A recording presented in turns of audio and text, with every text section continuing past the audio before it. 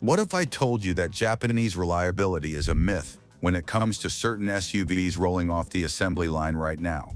Picture this. You're at a dealership surrounded by Hondas, Toyotas, Mazdas, Nissans, and Subarus, all gleaming under the showroom lights. You've heard your whole life that Japanese cars are bulletproof, that they run forever, that you can't go wrong with a Japanese SUV. But here's the reality check nobody wants to give you. Some of these vehicles are engineering masterpieces that'll serve you faithfully for decades, while others are outdated embarrassments that'll have you wondering why you didn't just buy Korean or American. The Japanese automotive industry isn't what it used to be.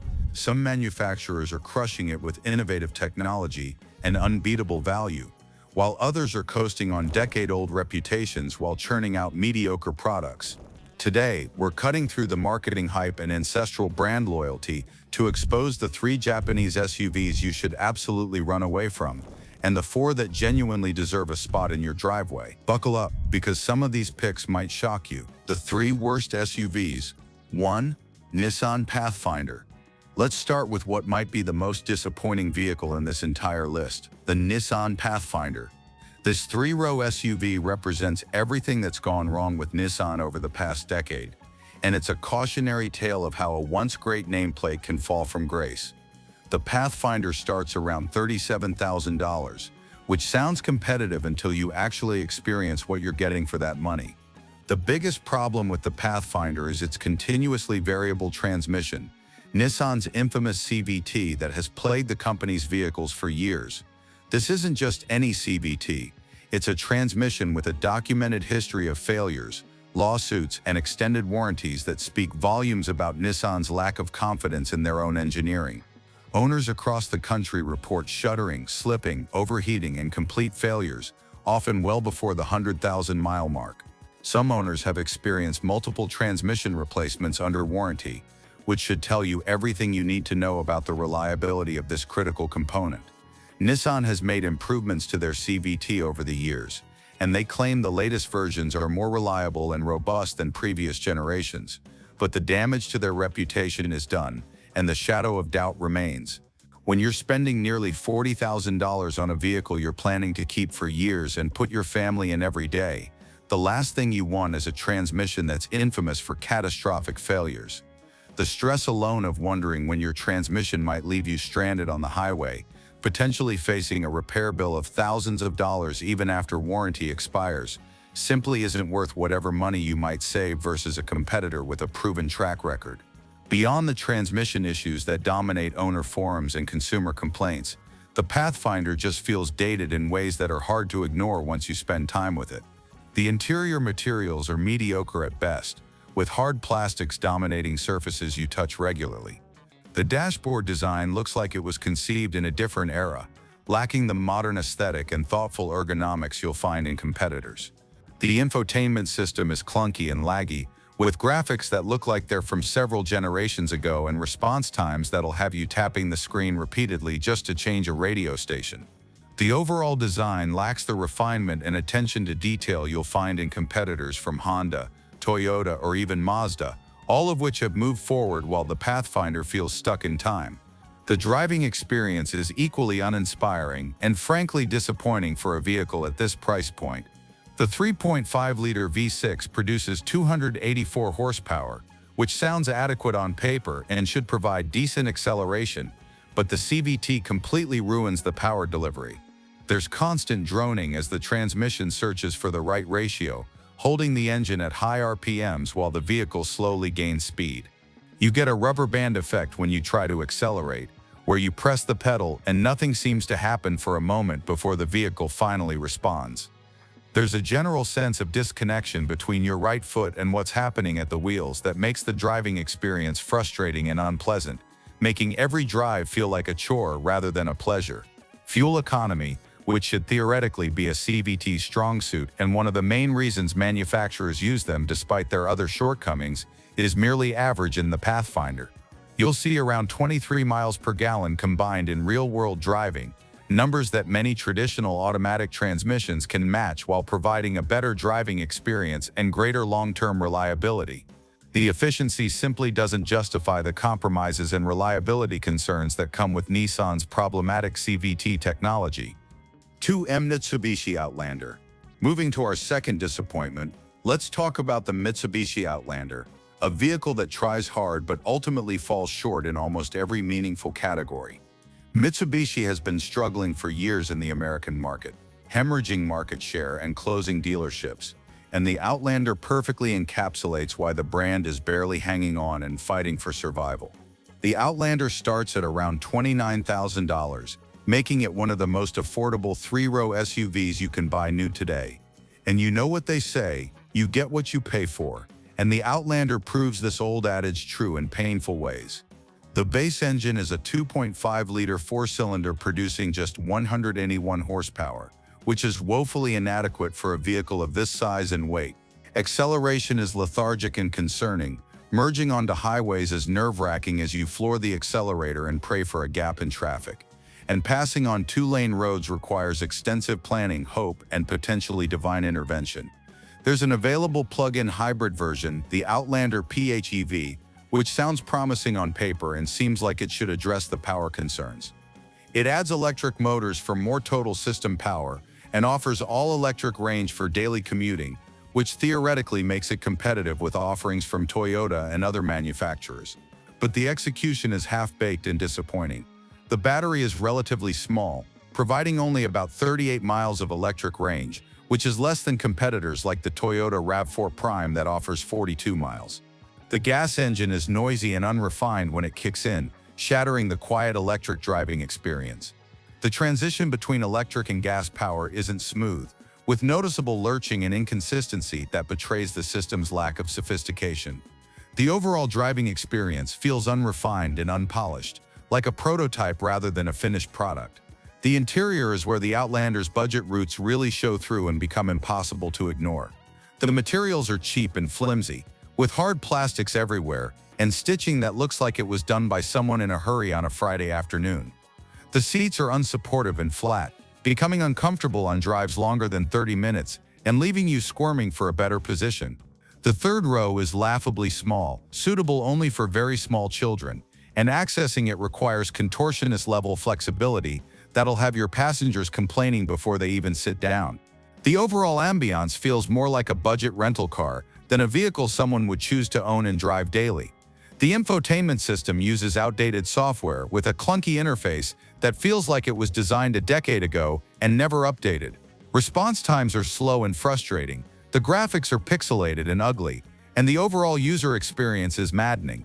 Even basic tasks like connecting your phone via Bluetooth or changing radio stations feel more complicated than they should be, requiring multiple steps and menu diving. In an era where even budget vehicles from brands like Kia and Hyundai have decent infotainment systems with responsive touchscreens and intuitive layouts, the Outlander's technology feels inexcusable and embarrassing. 3. Infiniti QX60. Rounding out our trio of disappointments is the Infiniti QX60, a vehicle that might surprise some people to see on this list. Infiniti is Nissan's luxury brand, positioned to compete with Lexus and Acura, and the QX60 is their three-row luxury crossover, but it exemplifies everything wrong with Infiniti's current direction and lack of clear identity. Under the hood is a 3.5-liter V6 producing 295 horsepower, which should be adequate for a vehicle of this type and weight. But it's paired with a 9-speed automatic transmission that can't seem to decide which gear it wants to be in at any given moment. The transmission hunts constantly, downshifting unnecessarily when you don't need power and upshifting too aggressively when you do. This creates a jerky, unrefined driving experience that's completely inappropriate for a luxury vehicle. For a luxury vehicle at this price point, the powertrain's behavior is unacceptable and feels more like a broken economy car than a premium product. Fuel economy is poor, with the QX60 returning around 22 miles per gallon combined in real-world driving. That's worse than many competitors while offering no performance advantage to justify the consumption. You're not getting speed or excitement for that fuel. You're just paying more at the pump for the privilege of driving a vehicle that isn't particularly quick or engaging. The efficiency numbers are especially disappointing when you consider that competitors offer hybrid options with dramatically better fuel economy without sacrificing much performance. The QX60's biggest sin is that it doesn't feel special or luxurious in the way a $50,000 vehicle should. Sit in a Lexus RX or Acura MDX and you immediately feel like you're in something premium. The materials are better, the technology is more advanced, the attention to detail is evident in every switch and surface. The QX60 feels like a Nissan Pathfinder with a nicer badge and a higher price tag, and that's not a compliment. The value proposition simply isn't there when competitors offer better experiences for similar or even lower prices. The 4 best SUVs you should buy. 1. Mazda CX-90. Now let's shift gears to the vehicles that actually deserve your money, starting with one of the most impressive SUVs to emerge from Japan in years, the Mazda CX-90. This 3-row SUV represents Mazda's ambitious push-up market into premium territory. And it's a stunning success that punches well above its price point in ways that'll surprise anyone expecting typical Japanese conservatism. Mazda offers 2 powertrain options, both excellent in different ways, and catering to different priorities. The base engine is a 3.3-liter turbocharged inline-6 producing 280 horsepower on regular fuel, or 340 horsepower on premium fuel. This engine is smooth, refined, and powerful, providing effortless acceleration and a satisfying exhaust note that adds character without being obnoxious. The 8-speed automatic transmission shifts seamlessly, always seeming to be in the right gear at the right time, whether you're cruising on the highway or accelerating hard out of a corner. For those wanting efficiency without sacrificing much performance, the plug-in hybrid version uses a 2.5-liter 4-cylinder paired with a 17.8 kWh battery pack. It produces 323 horsepower combined, delivers 26 miles of all-electric range for daily commuting, and achieves excellent fuel economy when running in hybrid mode. The transition between electric and gas power is smooth and seamless, something many competitors struggle to achieve even at much higher price points. The driving experience is where the CX-90 truly shines and separates itself from the competition. Mazda has always prioritized driving dynamics, even in their SUVs, and the CX-90 feels more like a European sports sedan than a 3-row family hauler. The steering is precise and communicative, providing actual feedback about what the front wheels are doing and where they're pointed. The chassis is beautifully balanced, with minimal body roll in corners and a planted, confident feel at all speeds. Yet the ride remains comfortable and compliant, soaking up road imperfections without feeling floaty or disconnected. It's a remarkable balance that few manufacturers achieve. 2. Subaru Outback Wilderness. For our second recommendation, we're going with something different, the Subaru Outback Wilderness. While the Outback straddles the line between wagon and SUV, its raised ride height, standard all-wheel drive, and rugged capability make it worthy of consideration for SUV shoppers, especially those who value versatility and capability over pure size.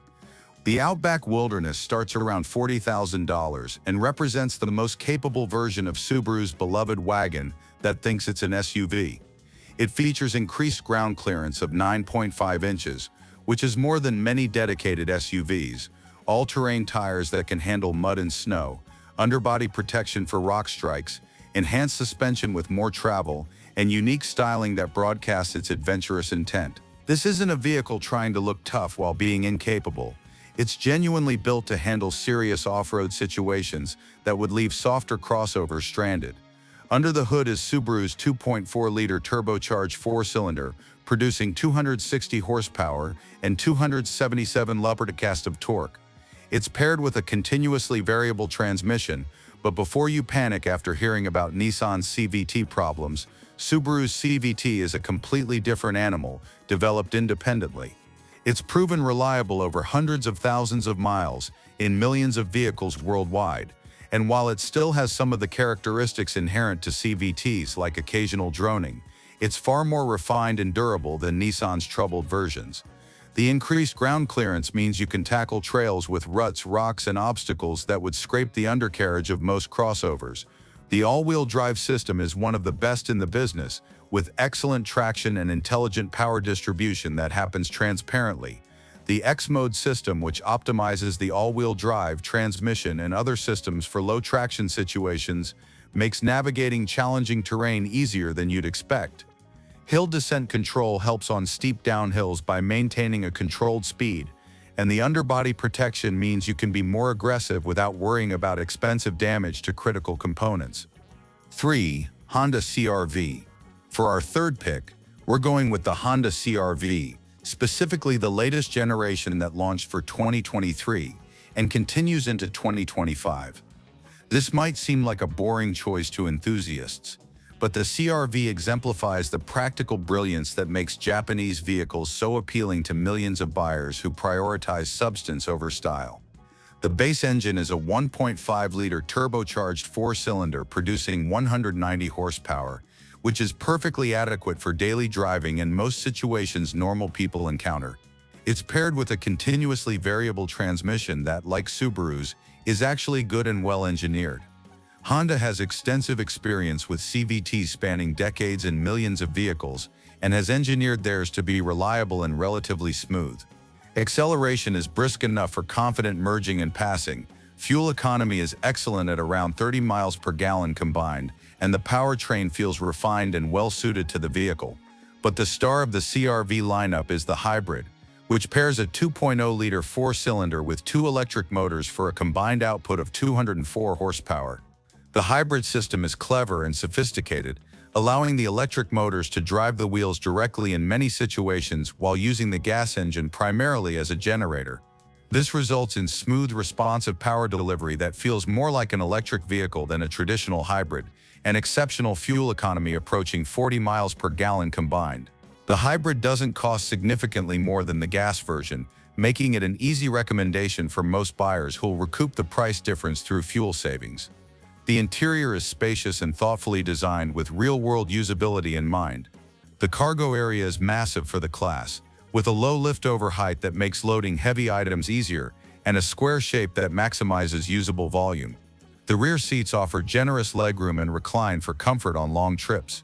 The front seats are supportive and comfortable for various body types. Visibility is excellent from all angles, with thin pillars and large windows making parking and maneuvering easy, even for nervous drivers. 4. Toyota RAV4 Prime. For our final recommendation, we're going with the Toyota RAV4 Prime, which represents the pinnacle of what a compact crossover can be when engineering excellence meets thoughtful design and electrification.